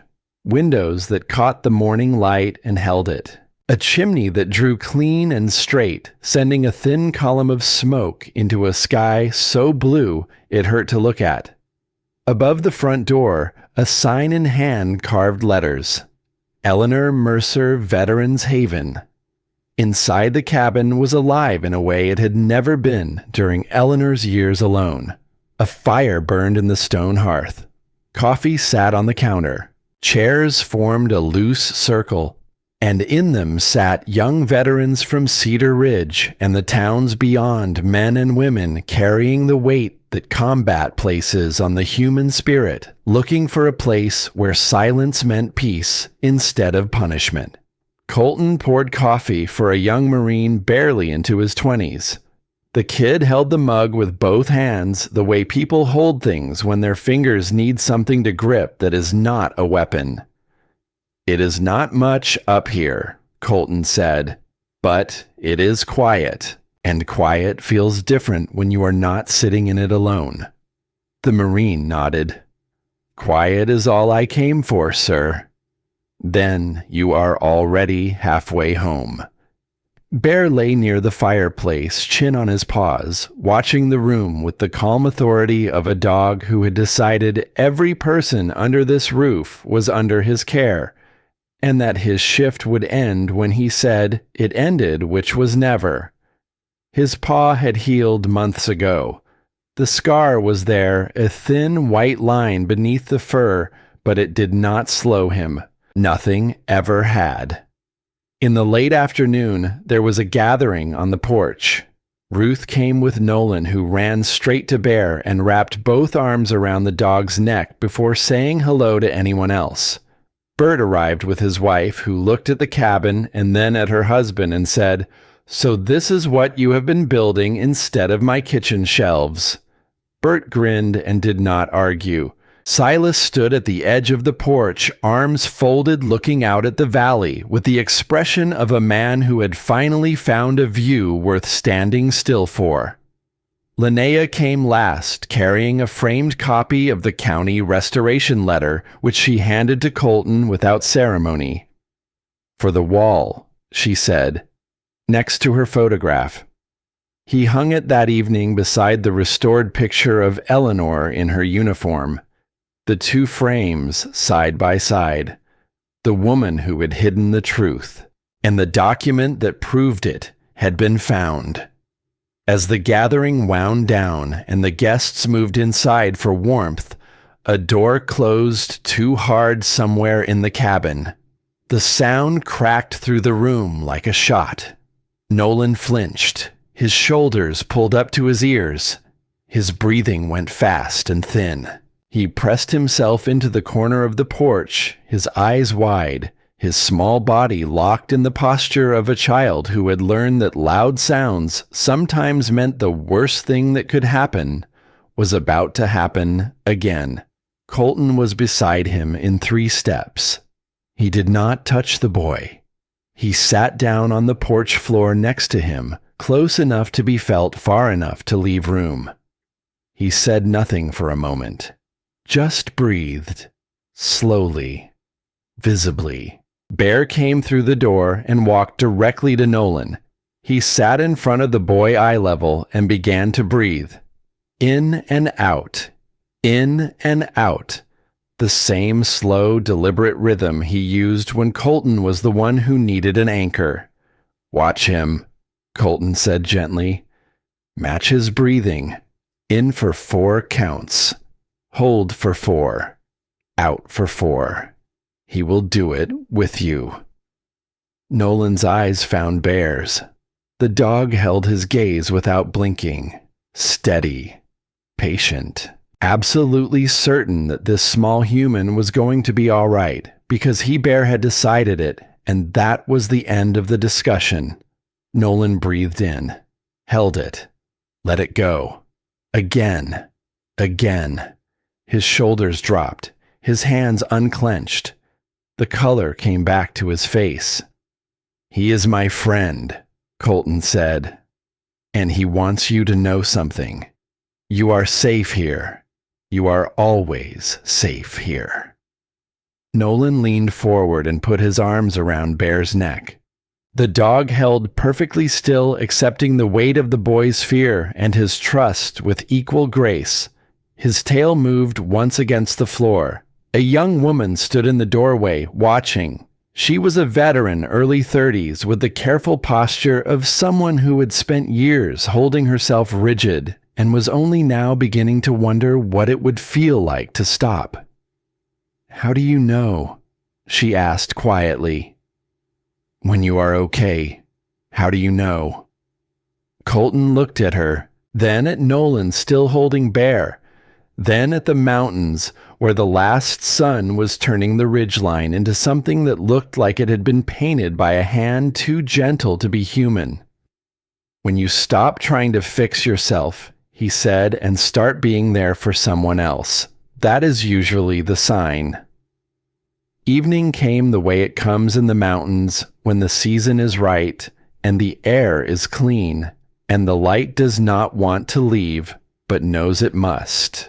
The guests went home in 1s and 2s, their trucks winding down the gravel road, headlights sweeping through the darkening pines. Bert was the last. He slapped Colton on the shoulder hard enough to shift his balance. "Same time next week, Mercer. and fix that porch rail before Ruth trips on it. Then quiet. Colton and Bear walked along the trail behind the cabin, the one that climbed toward the ridge before bending back down through a stand of aspens whose leaves had just begun to turn. The sky was violet, deepening to black at the edges. Stars appeared first, one, then a handful, then a sky full of them, sharp and cold, and scattered like signals from some place too far away to reach, but close enough to see. They walked slowly. Colton's knee ached, but it was the ache of a body that had done honest work, not the sharp, grinding complaint of something breaking. Bear walked beside him, close enough that their shadows merged into a single shape, moving along the trail. When they reached the spot where the path turned and the valley opened below, Colton stopped. He could see the cabin. Its windows glowed warm against the dark. The sign above the door caught the last of the light. Beyond it, the ridge rose toward the summit where the bunker stood, and beyond that, the peak itself, dark and silent against the sky. Ruth's cabin was visible down the slope, its own windows lit, and he could picture her inside with Nolan at the table cookies baking, because it was Tuesday. And Tuesdays meant oatmeal cookies, the same as they had every week when Eleanor was alive. Some things should not change just because the world around them does. He stood there for a long time. The wind moved through the aspens and made a sound like whispering, like the mountain was telling a story to itself, in a language that only the trees understood.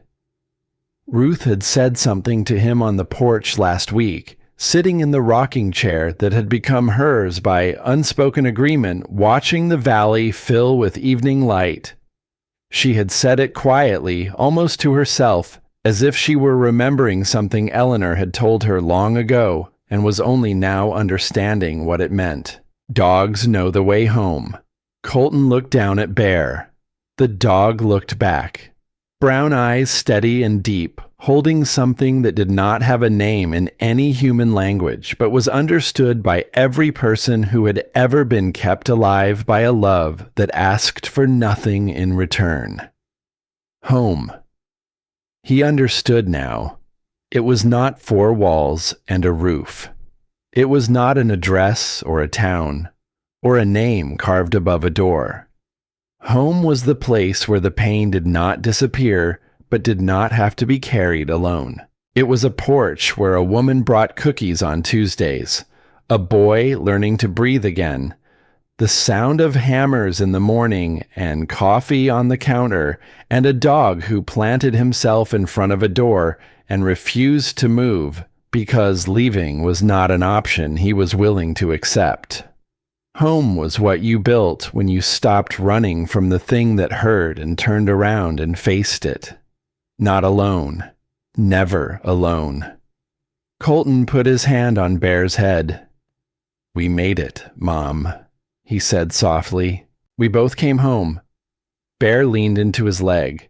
Warm, solid, unshakable. They turned back toward the cabin. The trail was dark, but Bear knew the way. He always had. At the porch, Colton sat on the top step. Bear settled beside him, chin on his paws, eyes scanning the tree line twice, and then resting. The fire crackled inside. The mountains held their silence. The night came down around them like a hand laid gently on a sleeping child. Then Bear lifted his head. Not in alarm, not in warning. His nose pointed south toward the valley, toward the road that led away from Silver Peak, and out into the wider world where other mountains waited and other cabins sat empty and other stories had not yet been found. His ears came forward. His tail moved, slowly, back and forth. The sweep of a dog who had caught the scent of something distant and good. Colton watched him. "What is it, boy?